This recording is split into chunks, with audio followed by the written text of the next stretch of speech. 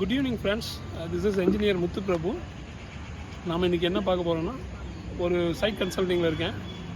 We are at first floor. First ஃப்ளோரில் என்ன பண்ணிகிட்டு இருக்கோன்றது இப்போ நம்ம பார்க்கலாம் வாங்க.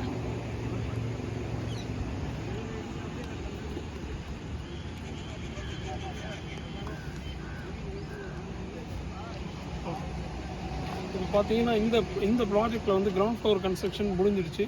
ஸ்லாப் கேஸ்ட் பண்ணிட்டோம். ஸோ இப்போ ஃபஸ்ட் ஃப்ளோரில் ஸ்டேர் கேஸோட ஹெட்ரூம் பண்ணிகிட்ருக்கோம். ஸ்டேர் கேஸோட ஹெட்ரூம் பண்ணும்போதும் ஃபஸ்ட்டு ஸ்டெப்ஸ் பார்த்தீங்கன்னா நம்ம இந்த காலம்ஸை தான் ரைஸ் பண்ணணும். ஸோ இந்த 8 காலம்ஸை ரைஸ் பண்ணியிருக்கோம். காலம் சைஸ் பார்த்தீங்கன்னா 9 inches by 12 inches காலம் சைஸ் எல்லாம் வாங்க போவோம்.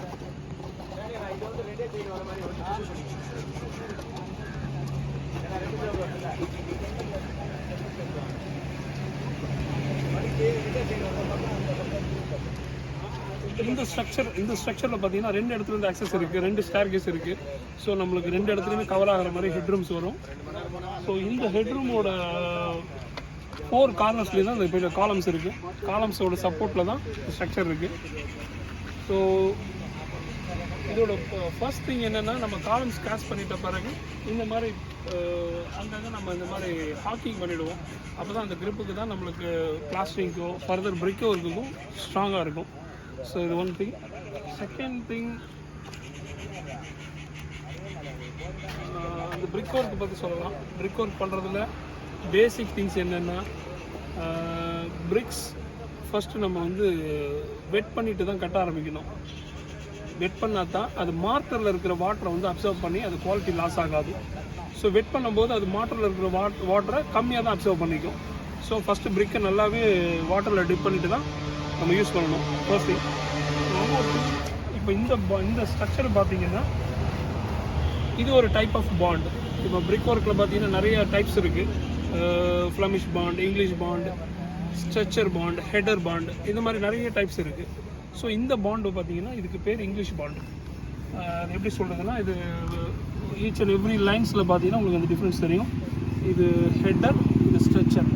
ஸோ ஒரு லைன் ஃபுல்லாகவே ஸ்ட்ரெச்சர் இருக்கும், அதுக்கு அடுத்தது ஹெட்டர் வரும். இப்படி ஆல்டர்னேட்டாக அப்படியே போயிட்டுருக்கும். இதில் என்னன்னா, காமனாக பார்த்தீங்கன்னா இந்த இங்கிலீஷ் பாண்டு தான் நிறைய இடத்துல யூஸ் பண்ணிகிட்ருக்கோம். கான்செப்ட் என்னென்னா, எந்த பிரிக்கோட ஜாயின்ஸும் வந்து கண்டினியூ ஆகக்கூடாது, வெர்டிக்கலி கண்டினியூ ஆகக்கூடாது. ஸோ எல்லாமே ஆல்டர்னேட்டிவாக தான் அரேஞ்ச் ஆகிருக்கும். இந்த பாண்டுக்கு English bond. Okay. And one more thing, இப்போ நம்ம பிரிக்ஸ் செக் பண்ணுறது பார்க்கலாம்.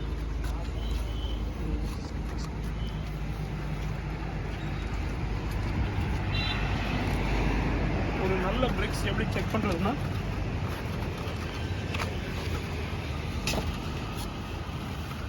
இந்த பிரிக்கோட சைஸ் பார்த்தீங்கன்னா நல்ல குவாலிட்டியான பிரிக்ஸ் தான் இது. நல்ல பிரிக்ஸ் செக் பண்ணுறதுக்கு சைட்டில் இருக்கிற டெஸ்ட்டுன்னு பார்த்தீங்கன்னா ஒன்றும் இல்லை, ஒரு சிம்பிளான விஷயந்தான். பிரிக்ஸோட எட்ஜஸ் எல்லாம் கரெக்டாக இருக்கணும், ஷார்ப்பாக இருக்கணும், சைஸஸ் கரெக்டாக இருக்கணும். இதோட வெர்டிக்கல், இந்த ஹரிசாண்டல், இந்த ரைட் ஆங்கிள் கரெக்டாக இருக்கணும். ஒவ்வொரு பிரிக்குக்கும் ரைட் ஆங்கிள் கரெக்டாக இருக்கணும். இந்த 90 டிகிரியில் இருக்கணும் கரெக்டாக. இதோட எட்ஜஸ் எல்லாம் ஷார்ப்பாக இருக்கணும், டேமேஜ் ஆகாமல் ஷார்ப்பாக இருக்கணும். ரொம்ப திங் பார்த்தீங்கன்னா, இது இன்னொரு டெஸ்ட்டில் பார்த்தீங்கன்னா இதோட செல்ஃப் வெயிட்டை விட அதிகமாக 20% லெஸ் தென் 20% தான் இதோட வாட்டர் அப்சார்ப்ஷன் கெப்பாசிட்டி இருக்கணும்.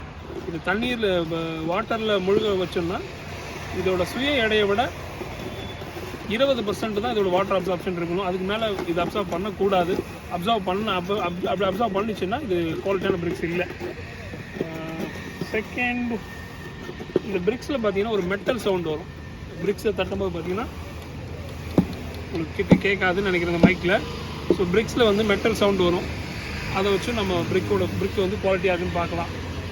அண்ட் ஒன் மோர் திங் என்னென்னா, ஒரு 1 meter ஹைட், லைக் 3.28 feet ஹைட்லேருந்து நம்ம பிரிக்கை போட்டோம்னா உடையக்கூடாது.